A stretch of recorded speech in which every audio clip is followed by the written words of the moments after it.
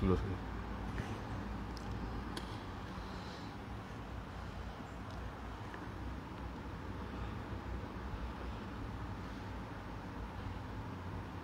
إلى حضرة نبينا محمد مصطفى صلى الله عليه وسلم وإلى أهل بيته وأزواجه وذرياته والصحابة أجمعين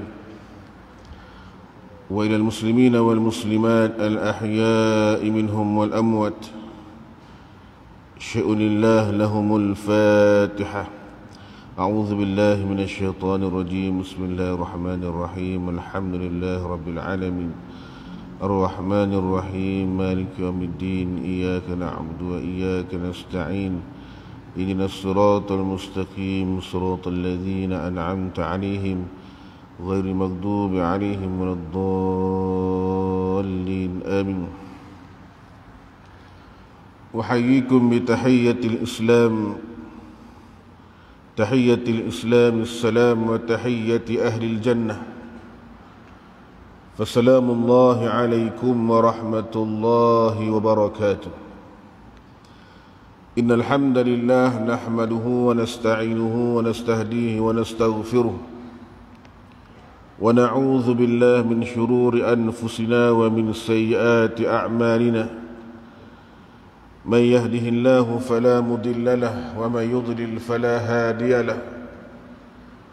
أشهد أن لا إله إلا الله وحده لا شريك له، وأشهد أن محمدا عبده ورسوله وصفيه وخليله، أرسله الله للعالمين كله بشيرا ونذيرا.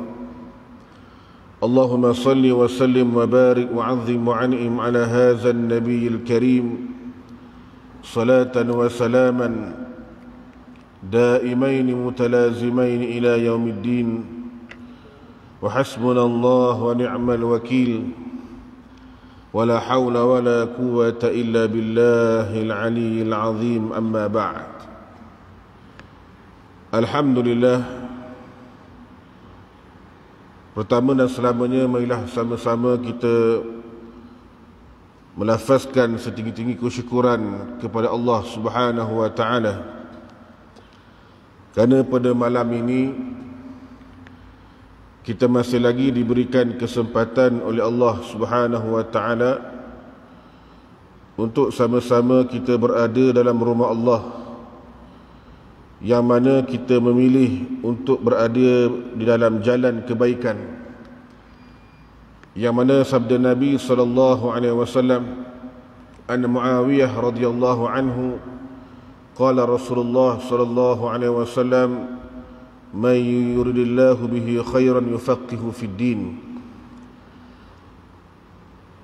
Nabi SAW bersabda, barang siapa yang Allah Ta'ala nak kebaikan pada dirinya, Allah Ta'ala akan memberikan kepada dia kefahaman tentang agama Allah, tentang agama Islam ini. Jadi kita alhamdulillah tuan-tuan sekalian, dalam keadaan kita pada hari ini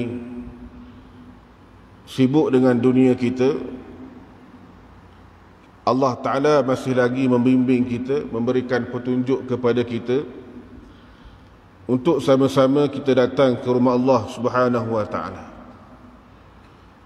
Ini satu nikmat yang sangat besar sebenarnya, yang mana Allah Ta'ala berikan kepada kita ni nikmat kesihatan. Kalau kita ni sakit, tuan-tuan sekalian, tak boleh nak mari masjid ni. Kalau demam, kena COVID sebagainya, sukar untuk kita datang ke rumah Allah Subhanahu wa Ta'ala. Akan tetapi Allah Ta'ala berikan kepada kita kesihatan, yang mana dengan kesihatan ini kita dapat datang ke rumah Allah. Ada orang yang sihat tapi tak datang rumah Allah, dia datang kat tempat lain. Alhamdulillah, inilah kita kena syukur pada Allah Subhanahu wa Ta'ala, kerana inilah tempat yang paling dipuji, tempat yang paling mulia, yang disukai oleh Allah Subhanahu wa Ta'ala. Jadi tuan-tuan sekalian, setelah sekian lama kita tak berjumpa, seminggu lebih kurang, Kerana balik kampung baru-baru ni, kita menziarahi bonda keluarga kita, alhamdulillah. Yang mana tuan-tuan sekalian, antara nikmat setelah PKP baru-baru ni kita dapat jumpalah keluarga kita, alhamdulillah. Mungkin tuan-tuan keluarga balik, anak-anak balik Terengganu sebagainya. Macam saya ni keluarga duduk di KL, mak berada di Kuala Lumpur, di Gombak.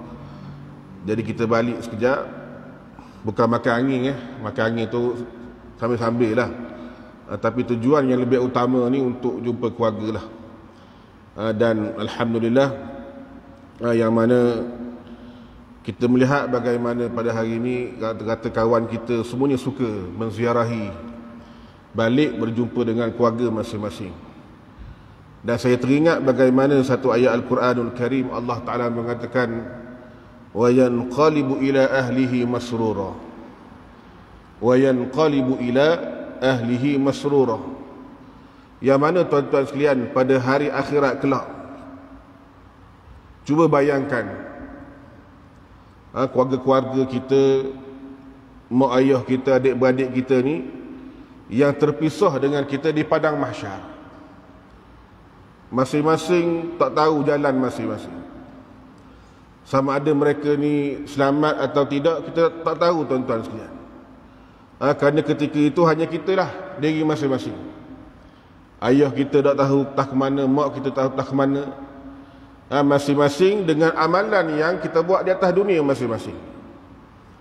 Jadi bayangkan bila mana kita dapat bertemu kembali dengan keluarga kita, saat yang mana kita dapat bertemu mereka di syurga Allah Subhanahu wa ta'ala. Wa yanqalibu ila ahlihi masrura, kata Allah. Balik, wa yanqalibu ila ahlihi masrura, mereka pulang kembali kepada keluarganya. Bila dapat suratan amalan, tuan-tuan sekalian, suratan amalan yang mana cantik dah. Tengok cantik suratan amalan kita ni, penuh dengan kebaikan, penuh dengan pahala-pahala yang kita buat di atas dunia ni. Maka tanda-tandanya ialah kita akan masuk syurga Allah Subhanahu wa ta'ala. Ketika itu kita gembira kerana apa? Dapat kembali bertemu dengan keluarga kita. Masrura, kata Allah, dalam keadaan gembira.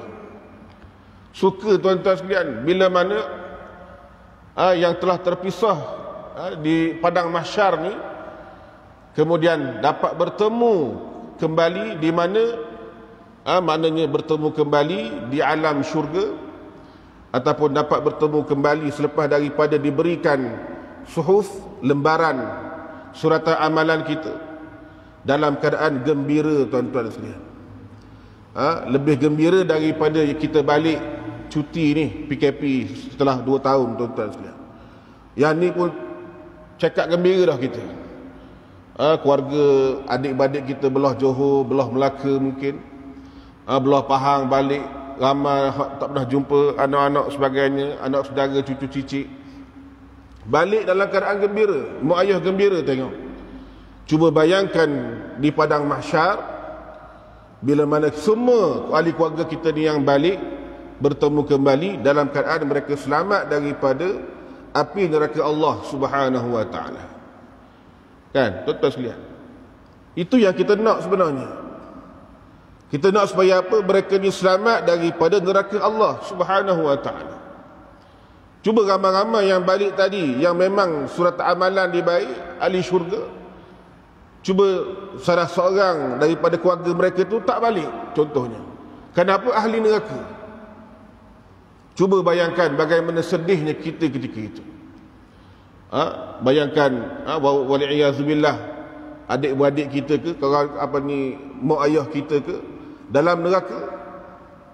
Bagaimana keadaan ketika itu tuan-tuan sekalian? Rasa tenang tak kita sebenarnya? Sebab itulah di atas dunia ni kita gembira, dan cara kita nak gembira ialah dengan cara kita selamatkan ahli keluarga kita daripada api neraka Allah Subhanahu wa ta'ala. Ini yang sebenarnya tuan-tuan sekalian, yang mana kegembiraan kita ini, kita dapat bertemu kembali kawan-kawan kita, semualah yang dalam masjid pada hari ini, semua kawan-kawan kita ni dapat bertemu kembali dalam syurga Allah Subhanahu wa taala. Amin ya rabbal alamin. Mudah-mudahan tuan-tuan sekalian kita dapat bertemu dalam syurga nanti. Amin ya rabbal alamin. Jadi sebelum kita masuk kepada tajuk kita tuan-tuan sekalian, sebagaimana kita melihat daripada tanda-tanda akhir zaman ini, di antaranya Nabi SAW menyebutkan iaitulah berlakunya satu perubahan yang berlaku di tanah Arab, yang mana tanah Arab ni tuan-tuan sekalian kebanyakannya kita kata di gurun, dia meliputi gurun padang pasir, yang mana 1/3 daripada gurun-gurun ini yang kering dan tandus ini ialah gurun yang mana terletak di semenanjung tanah Arab. Dan di antara tanda akhir zaman ini iaitulah Nabi sebut gurun-gurun yang kering kontang ini akan kembali menjadi hijau, akan kembali dipenuhi dengan sungai-sungai. Ini di antara tanda-tanda akhir zaman. Sebagaimana hadis dalam Abi Hurairah radhiyallahu anhu, anna Rasulullah sallallahu alaihi wasallam qala la taqumu as-sa'atu hatta yaksura al-malu wa yafida hatta yakhruja ar-rajulu bi zakati malihi fala yajidu ahadan yaqbaluha minhu wa hatta ta'uda ardul arabi murujan wa anhara. Sabda Nabi sallallahu alaihi wasallam, Nabi kata tidak akan berlakunya kiamat. Manapa kiamat ni tidak akan berlaku sehingga yaksural malu wa yafid, sehingga harta melimpah ruah. Sehingga harta ni melimpah ruah tuan-tuan sekalian. Takkan berlaku kiamat, Nabi kata sehingga harta ni melimpah ruah. Ketika itu setiap orang ni semua jadi kaya belaka. Susah nak cari orang miskin. Ni ketika tu masing-masing mungkin pakai Lamborghini, mungkin tuan-tuan sekalian. Tak pakai dah ni, jago-jago ni tak ada dah. Semua tahap tinggi belaka dah ketika tu. Kaya-kaya belaka tuan-tuan sekalian ketika tu. Ni Nabi sebut harta melimpah ruah. Rumah banyak, kereta banyak, pakaian banyak, makanan banyak, mewah, dalam keadaan yang sangat mewah. Sehingga harta melimpah ruah. Yang mana Nabi kata sehingga seseorang keluar dengan membawa zakat hartanya. Dia buat keluar zakat harta tuan-tuan sekalian. Ketika itu nak bagi tahu kayanya manusia ketika itu. Bawa keluar duit zakat ni tuan-tuan sekalian, nak bagi orang yang layak terima zakat ni tak ada. Tak jumpa orang ketika itu, tak ada. Ni akhir zaman. Makna apa? Orang kaya sangat ketika itu, ada orang nak keluar zakat.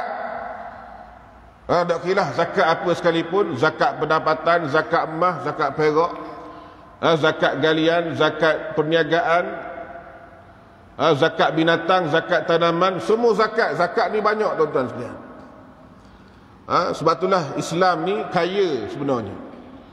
Kalau semua orang bayar zakat tuan-tuan sekalian, tak ada orang miskin di atas dunia ni. Orang miskin dapat dibela. Kenapa?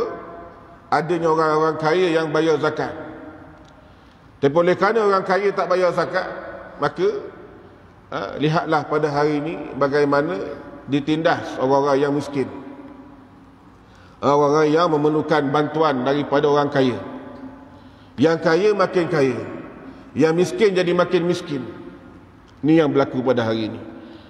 Tapi Nabi sebut yang mana akhir zaman nanti sampai tahap nak bayar zakat tak ada orang nak terima.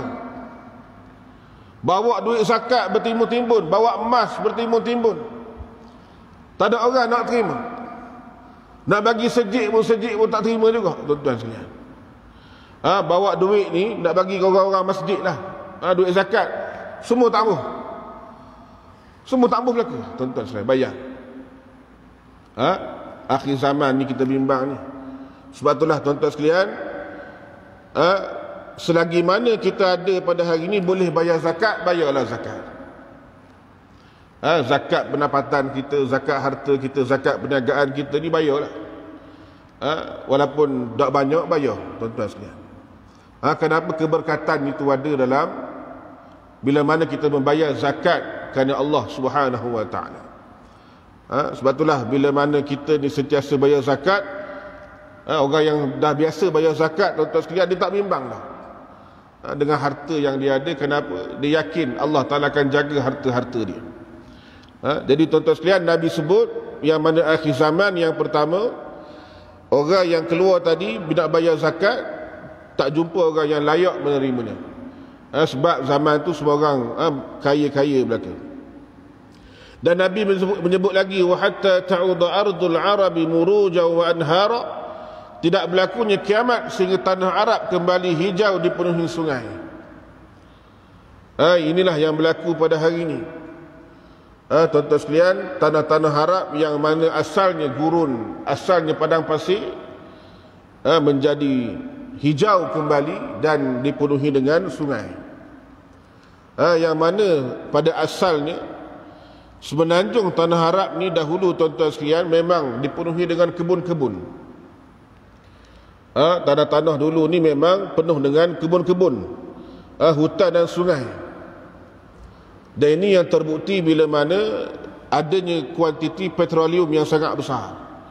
Sebab mendapat daripada binatang dan tumbuh-tumbuhan tadi, daripada yang dulu-dulu tu, dia menghasilkan petroleum. Ni tuan-tuan sekalian, yang mana sebelum kita panggil apa, asalnya sebenarnya tanah Arab ini memang ada kebun-kebun. Jadi bila mana lepas tu Arab-Arab yang kemudian ni mari, dia tengok telah jadi gurun padang pasir. Dan Nabi sebut yang mana tidak akan terjadinya kiamat bila mana semenanjung tanah Arab ini akan kembali menghijau balik. Mana apa dulu dah hijau dah, dia akan kembali menghijau semula, tuan-tuan sekalian. Dia akan tumbuh tanaman-tanaman dan dipenuhi dengan sungai. Dan dalam ini dalam penemuan simpanan air asli dalam kuantiti yang banyak. Jumpa air sungai, bayangkan. Dan semua ini telah dimanfaatkan dalam membangunkan kawasan pertanian yang luas yang dapat disaksikan dengan jelas dari udara dan juga melalui darat. Boleh tengok dengan jelas pada hari ini. Boleh tengok bagaimana kawasan-kawasan yang padang pasir ni, di tempat negara Arab ni, di antaranya Jordan, di antaranya Mesir dan sebagainya, semulah Tunisia, Sudan dan sebagainya, Maghribi, yang mana semakin lama semakin menghijau, tuan-tuan sekalian. Menunjukkan apa yang diberitahu oleh Nabi SAW ini satu benda yang benar. Nabi tidak bercakap bohong. Benda yang Nabi cakap ni semuanya datang daripada wahyu daripada Allah. Maka Nabi kata tak lama lagi, mana tanda-tanda kiamat ini, tanah Arab akan kembali hijau dan dipenuhi sungai. Satu hari, tuan-tuan sekalian, dalam satu hadis, Nabi sebut secara khusus tempat yang mana memang sini akan jadi sungai balik. Nabi kata, hadis daripada Muaz ibn Jabal radhiyallahu anhu, kata dia, kharajna ma'a Rasulillah sallallahu alaihi wasallam 'ama ghazwati Tabuk. Muaz ibn Jabal ni seorang sahabat Nabi. Cerita dia panjang. Kalau cerita Muaz ibn Jabal ni malam ni sejam, tuan-tuan sekalian. Hayatus sahabah, panjang cerita dia. Tapi di antara sahabat Nabi yang Nabi kata a'lamu ummati bil halal wal haram, Muaz ibn Jabal. Di kalangan umat aku ini yang alim tentang halal dan haram, iaitulah Muaz ibn Jabal radhiyallahu anhu. Dan Muaz ibn Jabal ini pernah ditegur oleh Nabi SAW ketika jadi imam. Yang mana Muaz ibn Jabal ini baca panjang. Dia baca panjang, maka Nabi tegur dia. Afattanun ya Muaz, adakah kamu nak membina fitnah wahai Muaz? Kenapa di belakang kamu ni ada orang tua, orang sakit dan sebagainya, maka pendekkan bacaan kamu. Maka Sayyidina Muaz pun pendekkan bacaan dia. Kenapa? Kena menjaga, kena meraihkan orang-orang yang sembahyang di belakang kita. Kenapa tuan-tuan sekalian, di belakang kita ni ada orang tua, ada orang yang berumur, sakit lutut sebagainya, ada anak-anak, ada mak-mak yang bimbang anak dia menangis. Jadi Nabi pesan kepada Sayyidina Mu'adz, jangan jadikan benda sebagai fitnah, supaya orang lari, tak nak sembahyang berjemaah tuan-tuan sekalian.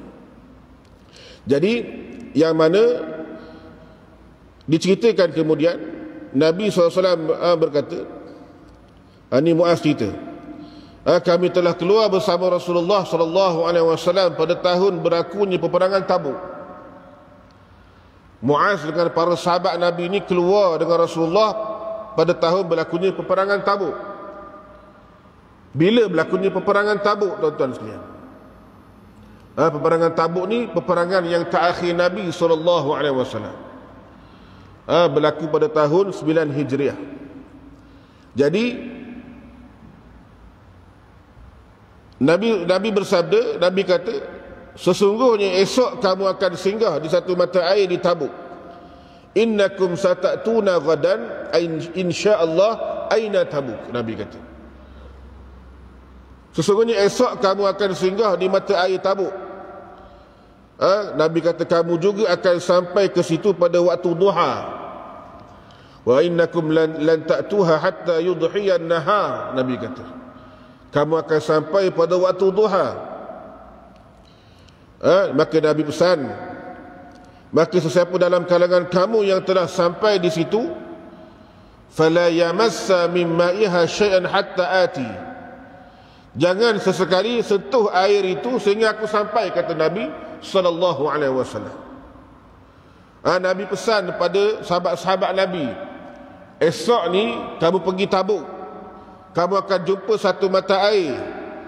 Bila kamu jumpa mata air ni, kamu sampai pada waktu duha, jangan sentuh air ni, Nabi kata. Tunggu sampai kami sampai. Sampailah Nabi SAW sampai.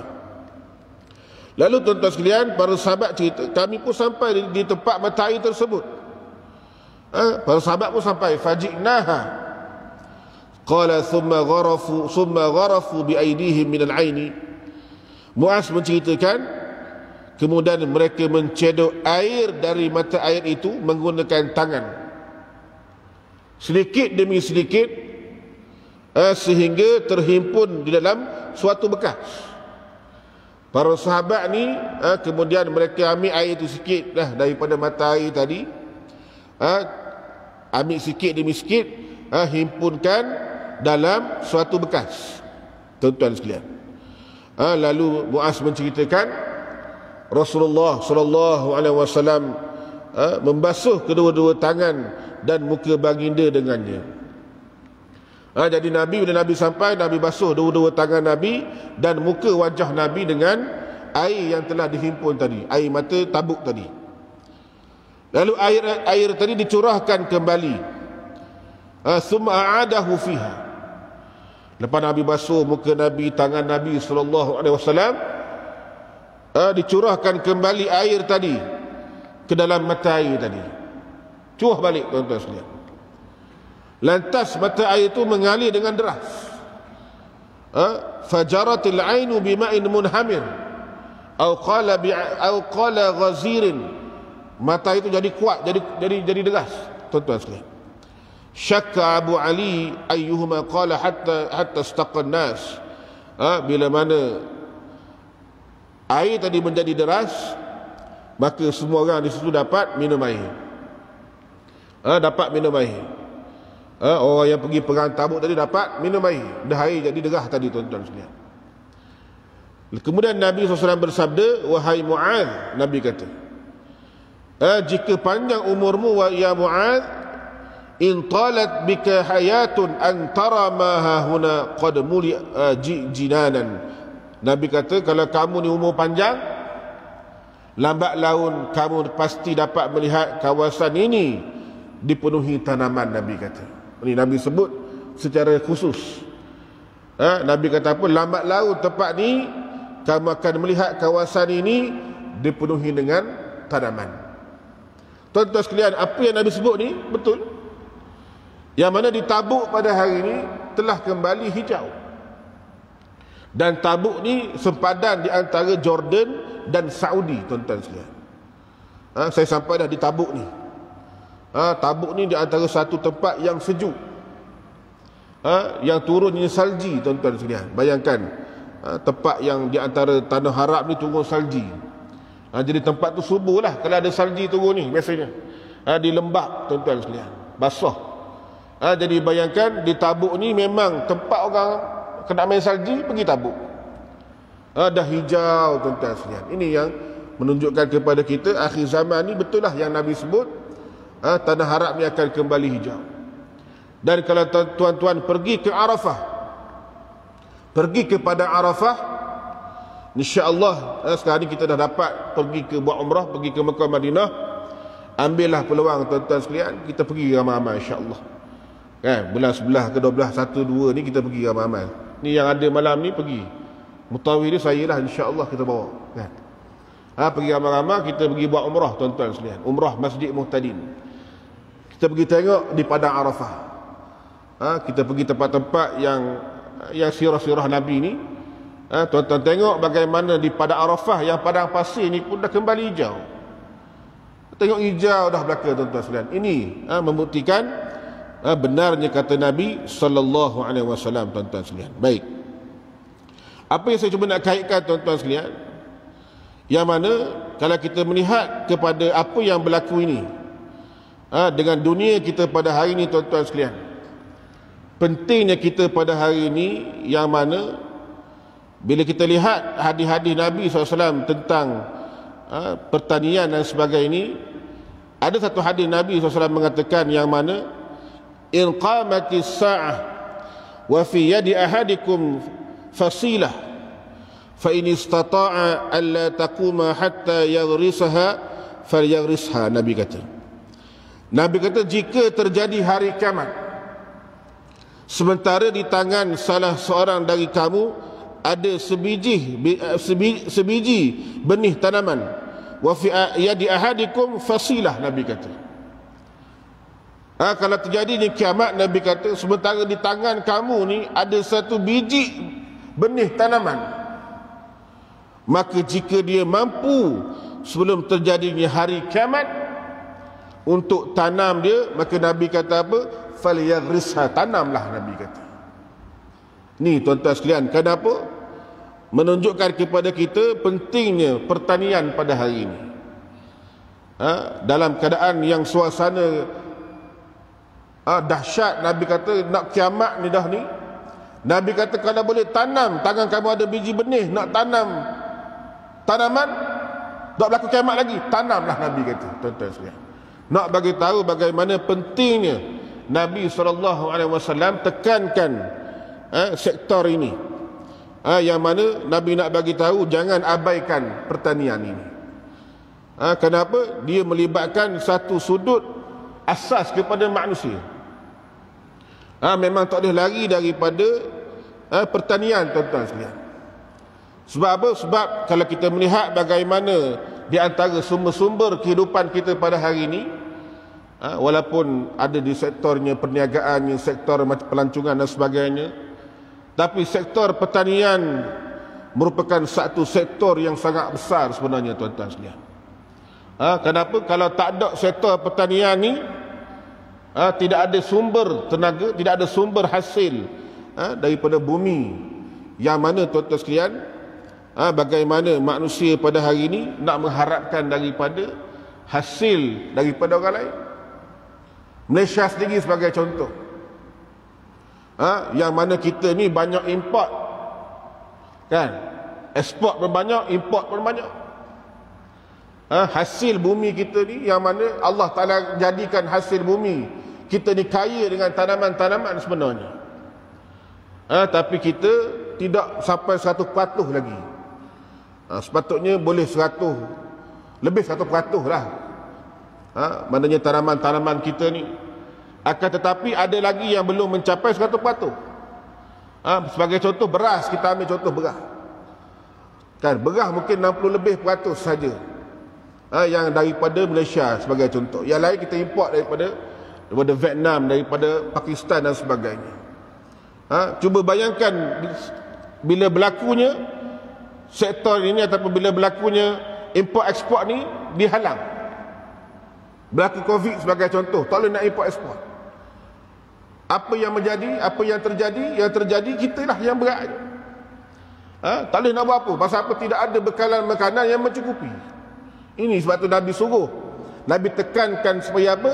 Kita kena jaga sektor pertanian ini. Sebab Nabi sebut dah, akhir zaman ni tanah-tanah ni akan jadi subur di sepanjang tanah Arab. Jadi di antara yang kita boleh kait dengan kita pada hari ini, itulah kita kena jaga sektor pertanian ini. Dan sektor pertanian ini kita boleh kata, ada yang kata di sektor yang pertanian ini benda yang afdal, ada yang kata berniaga lebih afdal.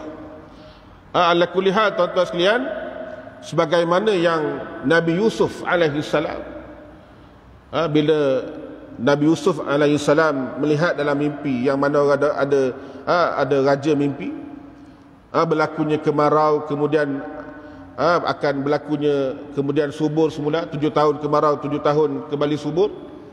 Apa yang dibuat oleh Nabi Yusuf alaihi salam, dia menyimpan, buat stok untuk menghadapi musim-musim kemarau yang akan mendatang. Ini satu persiapan ataupun perancangan yang perlu dipikirkan. Nak tunggu kita pada hari ini lagilah ke arah kita pada hari ini, akhir zaman ni munculnya Dajjal. Dajjal ni akan datang, tuan-tuan sekalian. Tuan-tuan tak jemput Dajjal pun Dajjal akan mari, muhtadi, jangan bimbang. Dia akan mari tempat kita ni. Jadi ketika itu bila Dajjal mari memang kemarau lah. Jadi bayangkan, kalau kita tak ikut saranan Nabi SAW ini, yang memang kita memang tak ada stok makanan dan sebagainya, ditambah lagi dengan Dajjal datang, tuan-tuan sekalian, macam mana kita nak menghadapi dunia akhir zaman ini. Maknanya sebelum Dajjal mari pun kita dah berat dah ni. Maknanya dengan stok makanan kita pun tak ada, sumber makanan kita pun tak ada. Kenapa? Kurangnya kita sentuh bab pertanian. Jadi tuan-tuan sekalian, bagaimana yang Nabi sebut tadi, mana kita kena caknalah dalam sektor pertanian ni. Mudah-mudahan tuan-tuan sekalian, kita dapat menyelamatkan diri kita. Dan yang mana tuan-tuan sekalian, orang yang menanam ini ataupun orang yang menjadi petani ini merupakan orang yang kuat tawakal dengan Allah Ta'ala sebenarnya. Pergantungan tawakal dengan Allah Ta'ala kuat. Kenapa? Kerana dia buat macam-macam. Nak jadi tubik hasil tu, dia jaganya, dia benihnya, dia bajanya, kan? Macam yang pergi Cameron, sampai dia pergi Cameron baru ni, 2-3 orang pergi Cameron, termasuklah saya pergi Cameron juga. Tengok bagaimana strawberry, Allahu Akbar.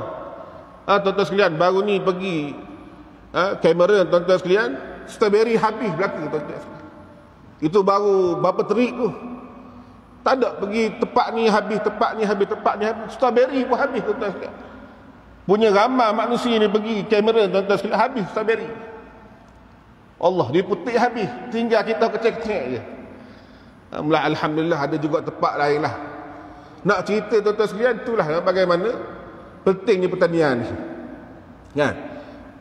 Jaganya, nak bagi tahu bagaimana bila tanam tadi, macam-macam ikhtiar dia, akhirnya yang tumbuh tadi, yang menumbuhkan tanaman tadi Allah Ta'ala.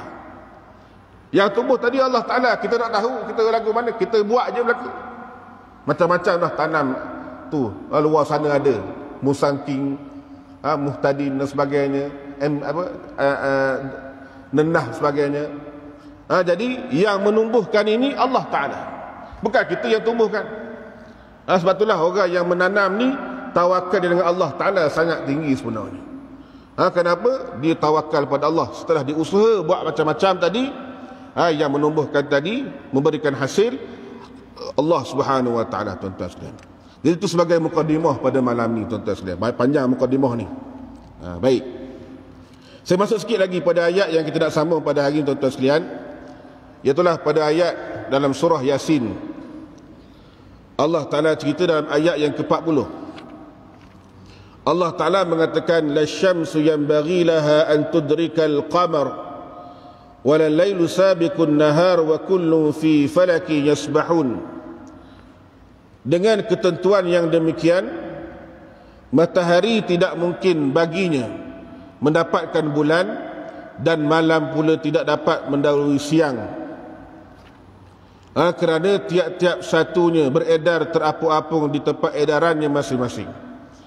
Dalam ayat ini tuan-tuan sekalian, ayat yang ringkas ini, satu ayat saja, Allah Ta'ala ceritakan bagaimana matahari ini berjalan dalam peredaran dia, dan bulan pun berjalan dalam peredaran dia.